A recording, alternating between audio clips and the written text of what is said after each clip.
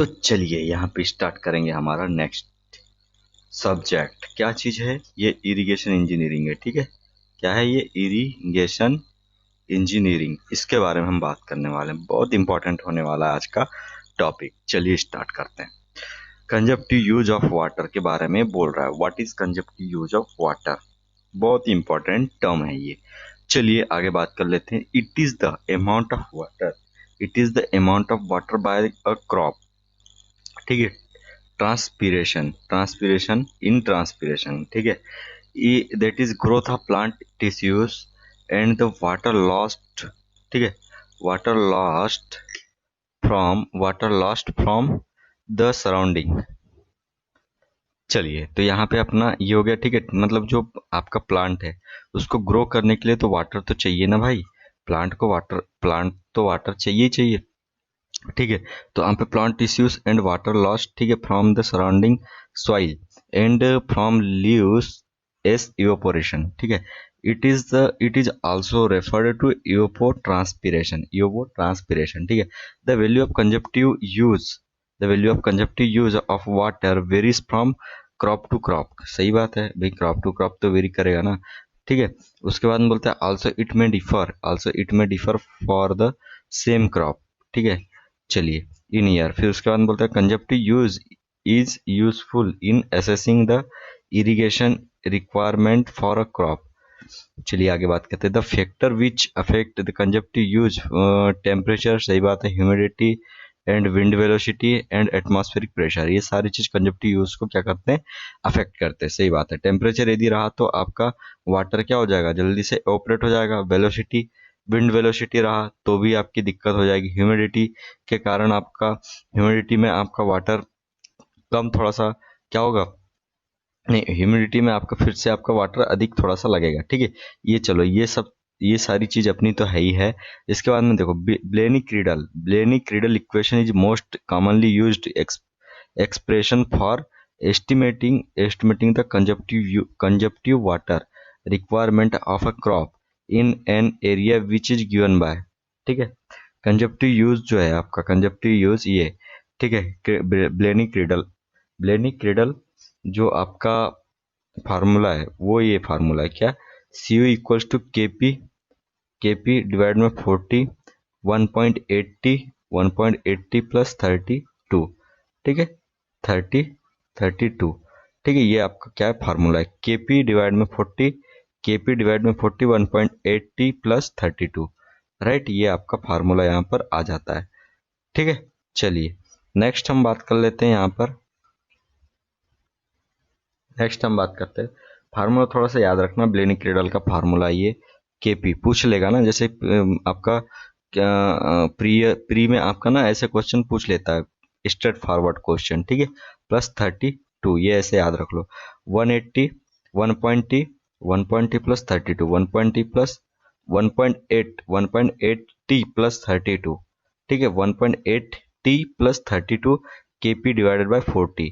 ये आपका यहाँ पे फार्मूला ऐसा अपने को देख लेना है। सी यू आपका कंजप्टिव यूज है, के आपका क्रॉप फैक्टर है।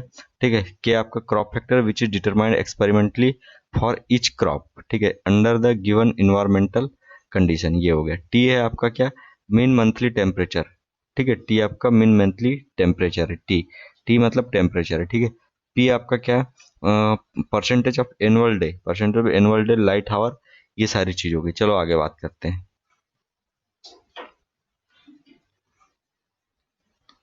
थोड़ा सा यहाँ पे चेक करना है, ये क्या बोल रहा है? बेस पीरियड क्या होता है? तो सिंपल बेस पीरियड क्या होता है? It is the time between first watering of the crop after sowing, है ना, to last watering before harvesting. बात समझ में आ रही है आपको? कि आपने क्या किया? वो सो करोगे, है ना, सो मतलब भाई बीज को बोओगे ना। उसके बाद में जो पहला वाटर आपने दिया। ठीक है, उसके बाद में जो हार्वेस्टिंग के जस्ट पहले वाला जो वाटर रहेगा, वो वाटर आपका क्या कहलाएगा? आपका बेस पीरियड कहलाता है। वो उस समय को अपन क्या बोलते हैं? बेस पीरियड बोलते हैं। राइट, चलो ये हो गया। नेक्स्ट की बात कर लेते हैं जल्दी से। नेक्स्ट पीरियड ये हो गया। अब यहाँ पे चेक करना है, यहाँ पे क्या बोल रहा है?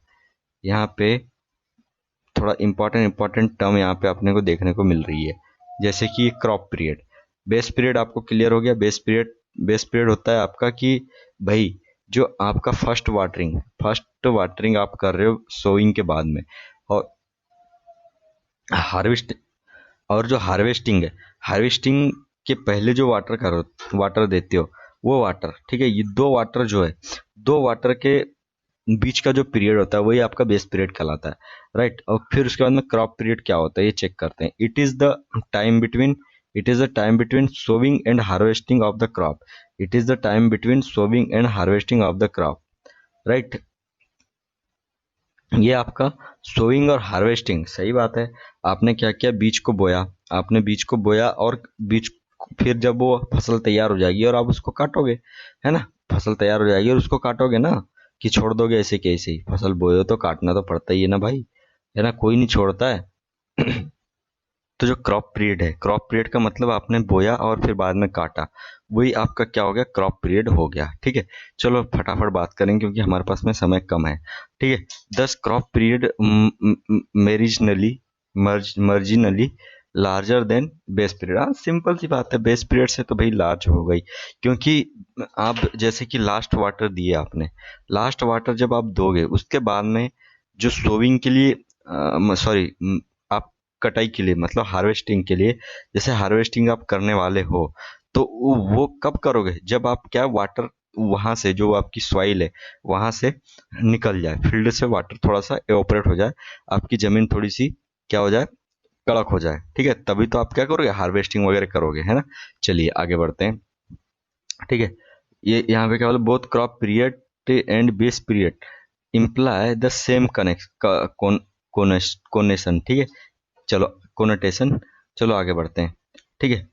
अब यहाँ पे जो अवेलेबल मास्टर होता है वो field capacity minus permanent wilting point होता है, ठीक है। अवेलेबल मास्टर ऐसे निकालते हैं, field capacity minus permanent wilting point, ऐसा निकाल लेते हैं, ठीक। ये सारी चीजें यहाँ पे कोई दिक्कत वाली बात नहीं है। आगे जरा बढ़ते हैं, ये इंपॉर्टेंट है। Depth of water stored in root zone between these two limits 13 to, ये सारी चीज होगी। यहाँ पे जो ये जो निकालते हैं अपन, है ना, ये इंपॉर्टेंट है, राइट। ये वाला फार्मूला इंपॉर्टेंट है। ये फार्मूला यहाँ पे क्या है, यहाँ पर चेक करना सिंपल है। देखो, गामा डी डिवाइड में आपका गामा डब्ल्यू, ठीक है, ठीक है। और यहाँ पे डी, फिर आपका field capacity minus optimum moisture content, ठीक है, OMC, राइट। गामा डी अपन गामा डब्ल्यू सिंपल आपका करना क्या है, आपको gamma D upon gamma W हो गया, फिर मल्टीप्लाई में डी हो गया, और आपका F C minus O M C, ठीक है, F C minus O M C, ये चीज हो गई, राइट, ठीक है। Gamma D upon gamma W हो गया, इंटू डी हो गया, F C minus O M C हो गया, राइट। चलो आगे बढ़ते हैं जल्दी से।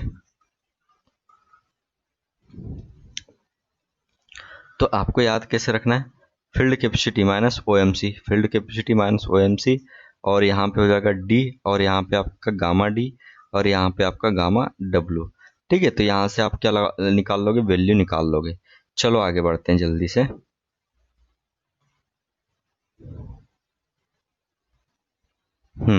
जरा यहाँ पे देखना, ये क्या बोल रहा है, नाइट इरिगेशन। नाइट इरिगेशन, ठीक है, ऐसे टर्म पूछ लेगा, व्हाट इज नाइट इरिगेशन, या फिर आपको वहां पे देगा नाइट इरिगेशन का मतलब होता क्या है। प्री में क्वेश्चन कहीं से भी बना सकता है ना, तो इसलिए आपको यहाँ पे ध्यान देना है कि कैसे आपको सॉल्व करना है। नाइट इरिगेशन का मतलब क्या हो गया कि इट रेफर्स, ठीक है, इट रेफर्स इट रेफर्स आपका यहाँ पे ध्यान देने वाली बात है, it refers practice of irrigation of crops at night, ठीक है, at night, so as to lower,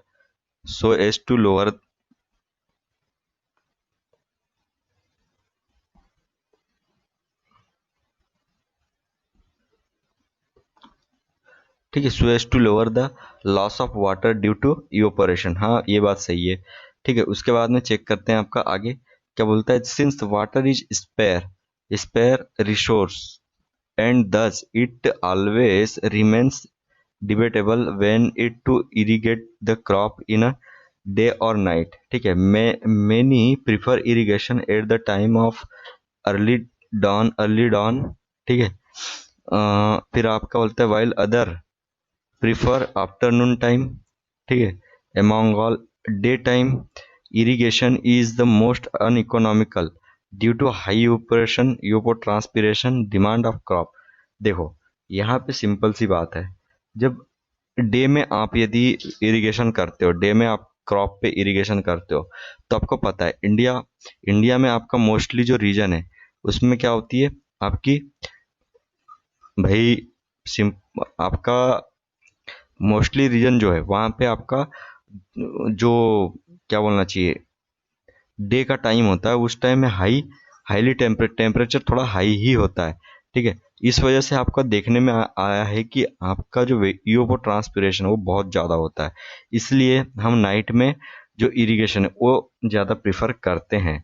यहाँ देखो, in night irrigation it is ensured that irrigation should complete by the morning before sunrise, ठीक है, to have sufficient soaking of water by the soil. सही बात है। फिर क्या बोल रहे हैं, water lost during night time irrigation is about 25-20% less than the during day time. समझ में आ रही बात? 25 से 50% वाटर का लॉस से हम बच जाते हैं यदि हम नाइट में इरिगेशन करते हैं। तो आपका सिंपली ना इन नाइट इरिगेशन पूछ लेगा, तो उस पर आपको थोड़ा सा यहाँ पे कमेंट करना पड़ेगा, राइट। चलिए अब यहाँ पे जरा यहाँ पे देखना क्या बोल रहा है, give brief account drawback of Kennedy theory. ये कैनेडी थ्योरी आपकी एक दो थ्योरी होती है ना आपकी, ठीक है। चलिए फर्स्ट ये थ्योरी की बात करते हैं। तो कैनेडी थ्योरी का ड्रॉबैक अपन यहाँ पर चेक करते हैं, ठीक है। Kennedy assume that eddy current in channel arises only due to roughness of channel bed, ठीक है। इसने क्या, देखो इसने सिर्फ क्या बोला कि आपका चैनल बेड है, यहाँ पे रफनेस, तो इसके वजह से आपकी ईडी जनरेट होती है, ठीक है। इसने कैनेडी ने माना, राइट। देखो कैनेडी ने ईडी, याद रखना है आपको, कैनेडी ने ईडी के बारे में बताया। फिर applicable only for those channel which carry certain amount of silt, ठीक है। ये सर्टेन अमाउंट ऑफ सील यदि आपका है, सर्टेन अमाउंट ऑफ सील है, सिल्ट है, तो तुम्हारा ये चीज वहां पे सर्टेन अमाउंट ऑफ सिल्ट है तो वहां पे ये एप्लीकेबल होगा, राइट। फिर उसके बाद में this theory is applicable only for regime channel, ठीक है।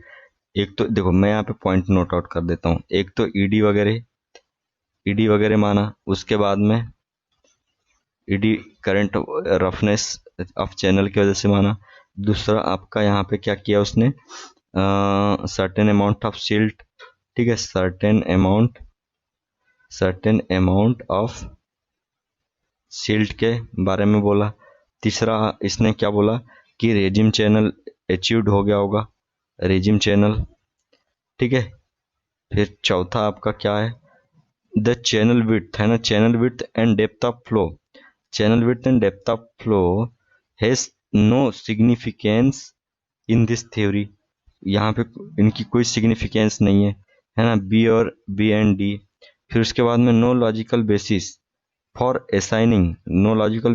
Assigning the value of M बोल तो क्रिटिकल वेलोसिटी रेशियो, ठीक है, to different type of soil phenomena transportation is not properly accounted।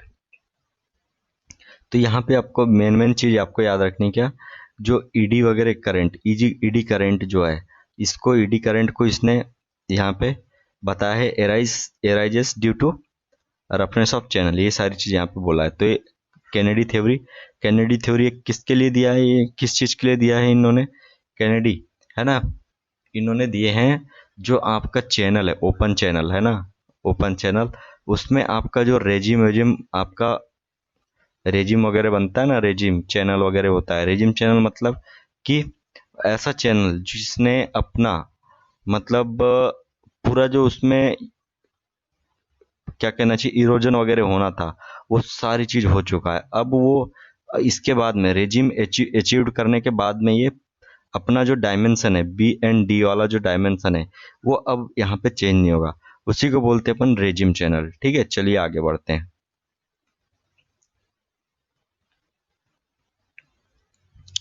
हाँ, यहाँ पे देखो कैनेडियन लेसी, ठीक है, कैनेडियन लेसी थ्योरी जो थी इन्होंने दे के रखे थे। ठीक है, दो आपके यहाँ पे बोलना चाहिए, इन्होंने दो लोगों ने थ्योरी दी थी आपकी चैनल के बारे में। तो लेसी थ्योरी की हम बात कर लेते हैं। लेसी थ्योरी क्या होता है? कैनल डिजाइन की लेसी थ्योरी।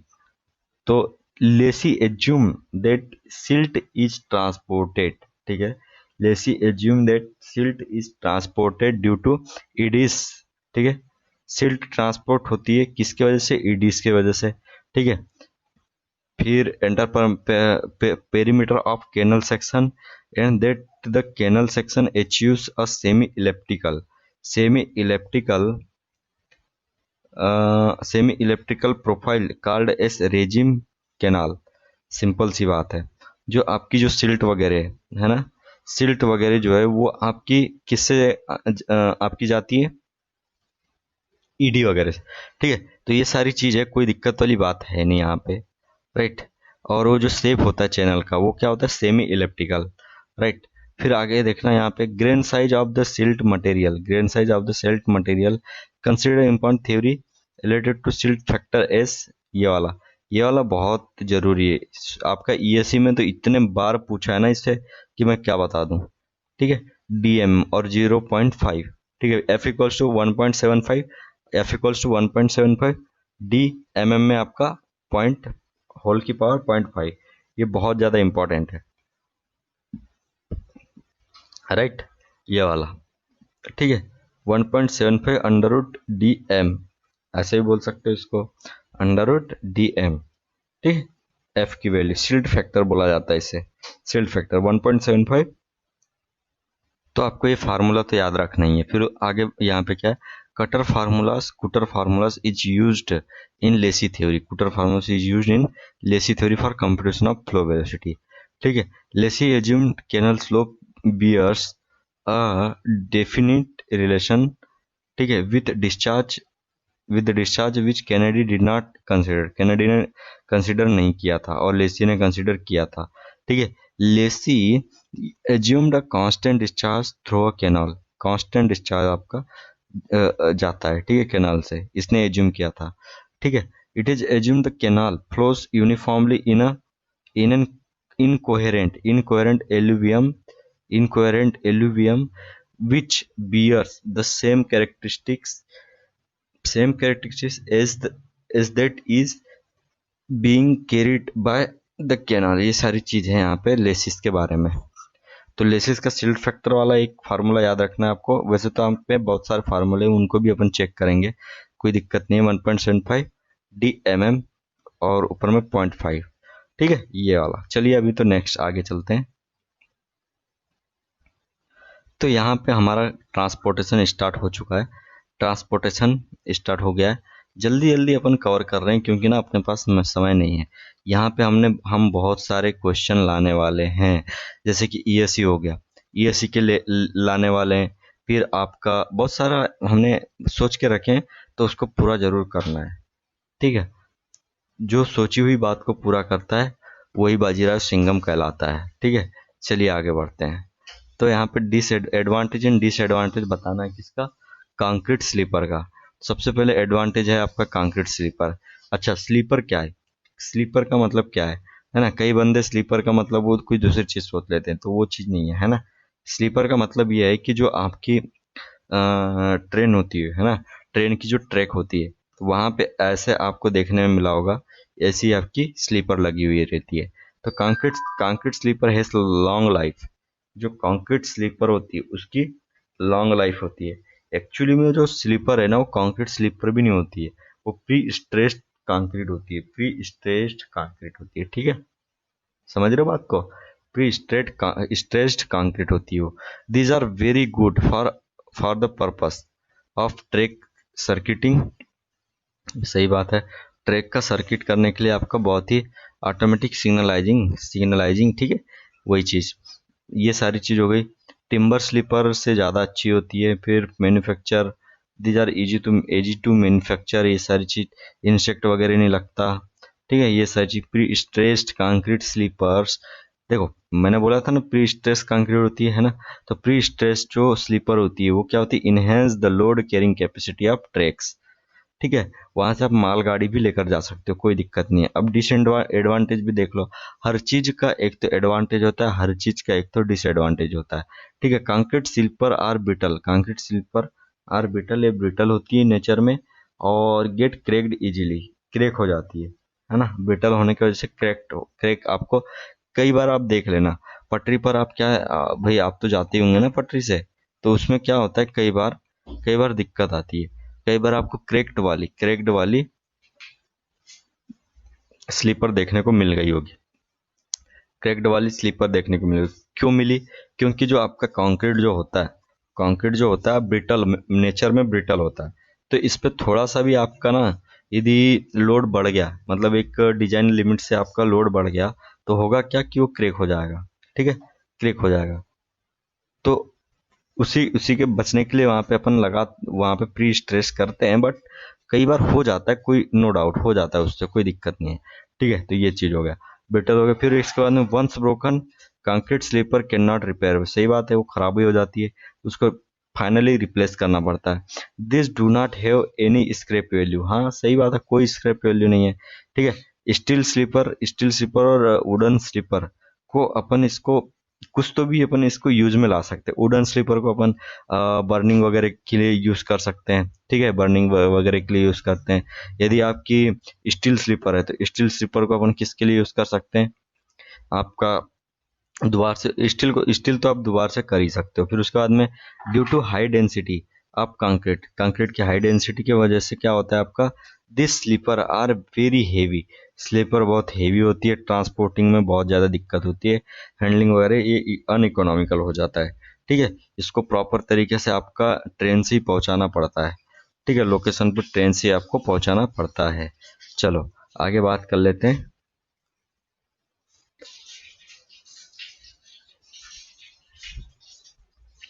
यहाँ पे चेक करना, यहाँ पे क्या बोल रहा है आपका, list down the modes of water penetration into road, ठीक है, structure with in a neat sketch. जो वाटर पेनिट्रेट करता है, ठीक है, रोड में आपका वाटर पेनिट्रेट करता है, वो कैसा होता है, वो क्या चीज है, ठीक है। तो सबसे पहले कैपिलरी राइज ऑफ सब सॉइल, तो यहाँ पे चेक करना, देखो कैपिलरी राइज आपको पता होगा, सॉइल में आपका एक कैपिलरी राइज होता है ना, कैपिलरी राइज होता है, नेगेटिव पोर वाटर प्रेशर वहां पे डेवलप हो जाता है। नेगेटिव पोर वाटर प्रेशर डेवलप होने की वजह से आपका जो वाटर है वो अपवर्ड जाना चालू कर देता है। तो ये अपवर्ड जाते जाते आपका इंटर कर जाता है कहाँ, पेवमेंट सरफेस में, ठीक है। पेवमेंट सरफेस में आपका वाटर इंटर कर गया, तो ऑब्वियस है जब पेवमेंट सरफेस में आपका वाटर ही इंटर कर गया तो क्या करेगा, डैमेज करेगा ना, सिंपल सी बात है, और तो डैमेज करना ही करना है, राइट। चलो आगे बढ़ते हैं। उसके बाद में यहाँ पे चेक करते हैं penetration of surface water from top of the pavement, ठीक है। परकोलेशन जो होता है mostly through cracks on a pavement surface, ठीक है, परकोलेशन हो रहा है, देखो यहाँ पे दिख भी रहा है, ऐसे ऐसे करके परकोलेट कर रहा है वाटर। परकोलेट मतलब जो सरफेस होती है ना आपकी, सरफेस, तो सरफेस से ना धीरे धीरे आपका वाटर परकोलेट कर ही जाता, ठीक है। ये चेक करना आगे। Penetration of subsoil water from side of the pavement, समझ रहे हो, साइड ऑफ द पेवमेंट के साइड, जैसे कि यहाँ पे वाटर टेबल ये है, वाटर टेबल ये है, तो यहाँ से आपका पानी यूं जाना चालू किया, यूं जाना चालू किया, ऐसे कर करके आपका जो पेमेंट सरफेस है उसी को निपटा देता है। तो ये सारी दिक्कत वाली बात होती है। चलो फिलहाल में आगे बढ़ते हैं। यहाँ पे फिर देखना, interception of water due to flooding, interception of water due to flooding of cross drain, ठीक है, due to flooding of cross drain provided along the pavement, ठीक है, प्रोवाइडेड अलोंग द पेवमेंट। तो यहाँ पे क्या हुआ, देखो क्या हुआ, फ्लडिंग। तो फ्लडिंग का मतलब एक जैसे ड्रेन हो गया, ड्रेन मतलब एक यहाँ पे ऐसी ड्रेन बनाई गई है, तो ड्रेन में वाटर ज़्यादा हो गया, इस वजह से वाटर क्या हुआ, इधर जाना चालू कर दिया, पेमेंट सरफेस पे जाना चालू कर दिया। पेमेंट सरफेस पे जैसे ही गया वैसे ही आपका यहाँ पे दिक्कत चालू हो गई। फिर उसके बाद में इंटरसेप्शन ऑफ सरफेस वाटर, ठीक है, from side of the payment interception, ठीक है। जैसे कि आपको साइड में पेमेंट, यहाँ पे वाटर आ गया, यहाँ वाटर आ गया, तो वाटर जब आया यहाँ पे तो आपका पेमेंट सरफेस पे चले गया, तो फिर दिक्कत वाली बात हो जाएगी यहाँ पे, राइट।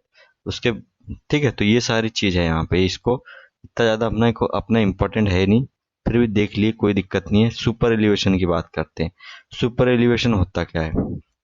सुपर एलिवेशन, तो सुपर एलिवेशन क्या होता है कि is the raising of the outer edge, is the raising of outer edge of road with respect to inner edge. Inner edge के रिस्पेक्ट में आप क्या करते हैं, इसको रेस करते हो, ठीक है, इसको रेस करते हो, आउटर एज को रेस करते हो, ठीक है।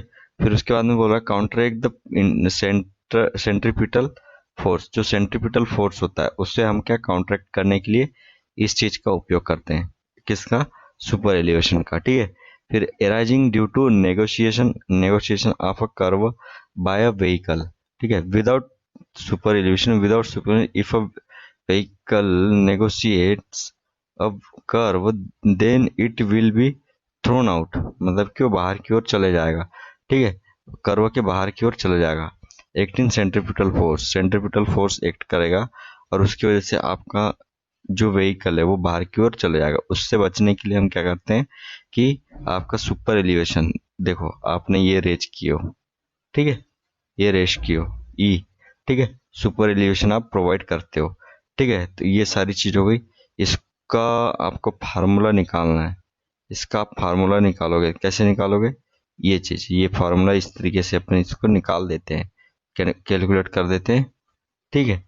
नेक्स्ट जरा देखना। अच्छा, एक चीज यहाँ पे मैं बता दूं, पी बाय डब्ल्यू को हम क्या बोलते हैं, impact factor. P by W आपका होता है इम्पैक्ट फैक्टर, ठीक है, पी बाय डब्ल्यू आपका इम्पैक्ट फैक्टर होता है, ठीक है। चलिए आगे बात कर लेते हैं। और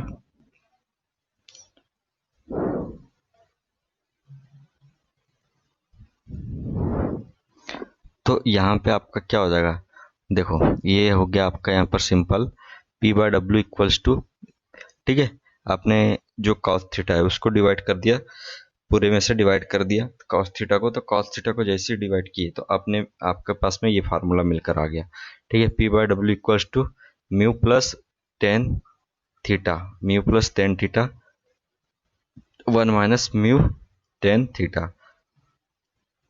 ठीक है। अब टेन थीटा, अब देखो दूसरी चीज ये, P by W equals to V square by G R होता है, ठीक है। P by W equals to V square by G R, ये फार्मूला एक होता है।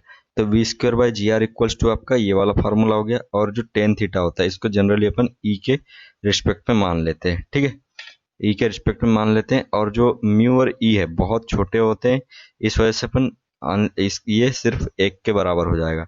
तो ऑलरेडी आपका यहाँ पे ये वाली चीज मिल जाएगी, मतलब क्या मिल गया, V square upon g R equals to V square upon g R equals to mu plus e, ये फार्मूला एक आपको मिलकर यहाँ पे मिल गया।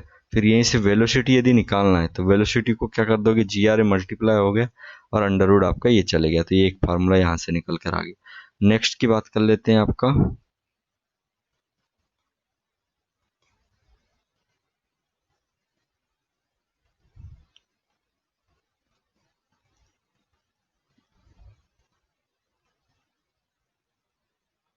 तो यहाँ पे आपका अल्टीमेट जो फार्मूला है ये निकल कर आ गया, mu plus E equals to V square by G R, ठीक है। ये फार्मूला मेन फार्मूला होता है आपका, ठीक है, mu mu plus E equals to V square by G R, ठीक है।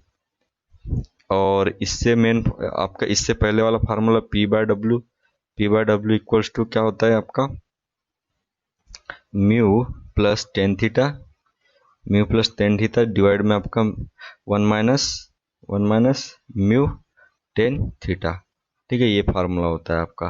तो यहाँ से आपका इसको ई मान लेते, इसको भी ई मान लेते, ठीक है, तो यहाँ से वैल्यू निकल जाती है। पी बराबर एक होता है आपका क्या, V square by G R, तो यहाँ से V square by G R करके यहाँ से सारी वैल्यू निकाल लेते हैं, ठीक है, ये हो गया। चलिए नेक्स्ट बात करते हैं। नेक्स्ट आपका क्या बोल रहा है यहाँ पे, देखो नेक्स्ट में आपका यहाँ पे बोल रहा है रिजिड एंड फ्लेक्सिबल पेमेंट में डिफरेंस बताना है। ठीक है, रिजिड एंड फ्लेक्सिबल पेमेंट में आपको डिफरेंस बताना है। इसको थोड़ा सा बड़ा कर देता हूँ। ये चेक देखो क्या होता है rigid and flexible pavement. Simple है ये तो, है ना, सबको सब किसी को जनरली पता रहता ही है, फिर भी यहाँ पे अपन डिस्कस करेंगे। फ्लेक्सिबल पेमेंट क्या होता है? Here load is transferred, here load is transferred soil grain to grain. ठीक है, ग्रेन कांटेक्ट मतलब कि जो सॉइल है आपकी, वो लोड को ट्रांसफर कैसे करती? ग्रेन के द्वारा। ग्रेन के द्वारा आपका लोड ट्रांसफर होता है यहाँ पर। ठीक है, और आपका अल्टीमेट आपका ग्रेन मतलब ग्राउंड ग्रेन में चला जाता है। ठीक है, उसके बाद में रीड पेमेंट में लेयर के थ्रू काम करता है। ठीक है, ट्रांसफर विद द स्लेब। ठीक है, स्लेब से आपका यहाँ पे ट्रांसफर होता है आपका लोड। ठीक है, by flexural of the pavement. आगे बात करते हैं। Here any reformation in the subgrade gets reflected on the top. सही बात है, टॉप तक के इसका असर दिखता है। यदि आपका जैसे कि ये रोड है ना, और यहाँ पे क्या हुआ कि ऐसी जो सॉइल है वो अंदर की ओर चले गई, तो अंदर की ओर जैसे चले गई तो वैसे ही यहाँ पे धीरे धीरे आपका ऊपर एकदम टॉप सरफेस तक के इसका इफेक्ट दिखेगा। ठीक है, उसके बाद में चेक करते हैं due to grain transfer load. Due to grain transfer load this pavement is constructed in layer. ठीक है, मतलब कि देखो due to grain transfer load this pavement is constructed this ठीक है, दिस कंस्ट्रक्टेड इन लेयर्स। ठीक है, ये सारी चीज होगी। उसके बाद में देखना this is analysed and designed. ठीक है, this is analysed and designed by empirical and semi empirical approaches. Last अपन देखते हैं। यहाँ पे देख लो, here only the pavement slab is constructed, it is analysed and designed by elastic theory. ठीक है, इसके बाद में आगे क्या है? Compressive stress is the predominant. Compressive stress इसमें प्रिडोमिनेंट होता है, इसमें आपका फ्लेक्सुरल स्ट्रेस होता है। ठीक है, कंक्रीट में आपका फ्लेक्सुरल स्ट्रेस और इसमें आपका कंप्रेसिव स्ट्रेस यहाँ पे प्रिडोमिनेंट होता है। ठीक है, ये सारी चीज यहाँ पे बात थी अपनी। जरा यहाँ पे चेक करना, आपका जो वाटर है, सॉरी वाटर बोल रहा हूँ यहाँ पे, हाँ वाटर बाउंड मैकेडम। ठीक है, यहाँ पे एक वाटर बाउंड मैकेडम कह के WBM, ठीक है, WBM कह के टर्म यूज होती है, उसी के बारे में पूछ रहा है। ठीक है,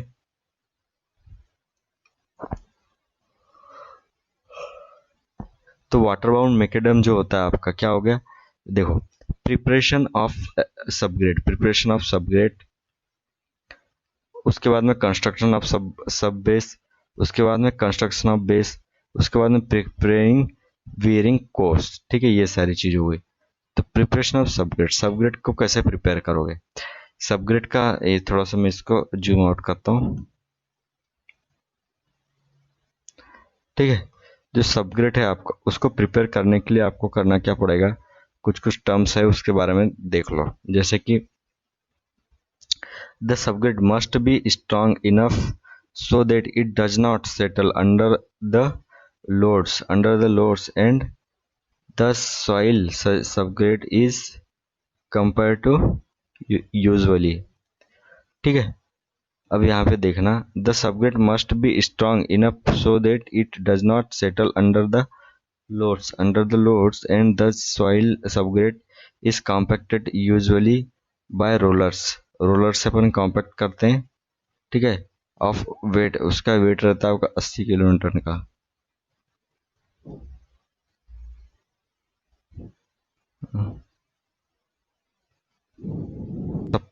तो सबसे पहले आपको प्रिपरेशन ऑफ सबग्रेड बनाना पड़ेगा, उसके बाद में सब बेस बनाना पड़ेगा, उसके बाद में बेस बनाना पड़ेगा, और उसके बाद में वीरिंग कोर्स बनाना पड़ेगा।